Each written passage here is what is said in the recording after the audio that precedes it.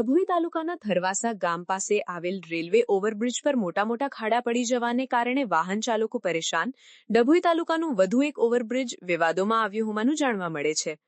ડભોઈથી કરજણ જવાના રસ્તે આવેલા થરવાસા ગામ પાસે ગુજરાત સરકારનું એક અભિયાને રેલ ફાટક મુક્ત ગુજરાત બનાવવાનું કામ પૈકી ડભોઈ તાલુકા વિસ્તારમાં 3 રેલવે ફાટક ઓવરબ્રિજ બનાવ્યાને 3-4 વર્ષ પણ પૂરા થયા નથી ને ફરી થરવાસા ગામ પાસે આવેલા રેલવે ઓવરબ્રિજ પરના રોડ પર મોટા ખાડા પડી ગયા છે. હાલમાં ડભોઈની આસપાસ 3 ઓવરબ્રિજ બનાવવામાં આવ્યા છે. કોન્ટ્રાક્ટરની બેદરકારીના કારણે ગુણવત્તાવાળું કામ થયું ન હોય, જેના કારણે અવારનવાર બ્રિજ પર મોટા ખાડા પડવાના બનાવો બની રહ્યા છે, જેના કારણે વાહન ચાલકો પરેશાન થઈ ચૂક્યા છે. વાહન ચાલકોને વારંવાર રજૂઆતો કરવા છતાં પણ તંત્ર કેમ જાગતું નથી અને તેઓના કાન સુધી વાત પહોંચતી નથી કે અધિકારીઓ અલ્લાગલ્લા કરી રહ્યા છે?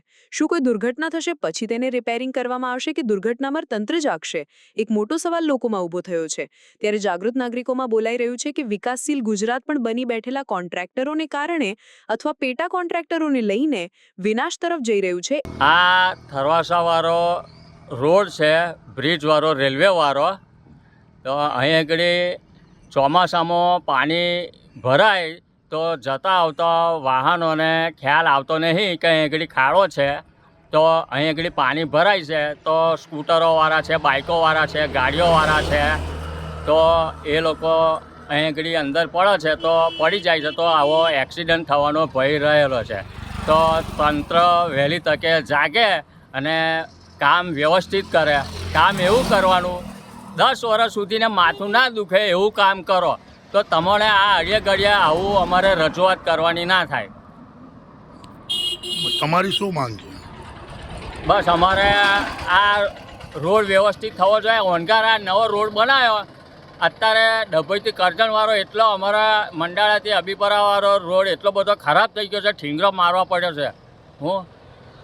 એટલો ખરાબ કામ વ્યવસ્થિત થયું જ નથી. એટલે રોડ કોન્ટ્રાક્ટરોને વિનંતી કે તમે કામ એવું કરો, નક્કર કરો.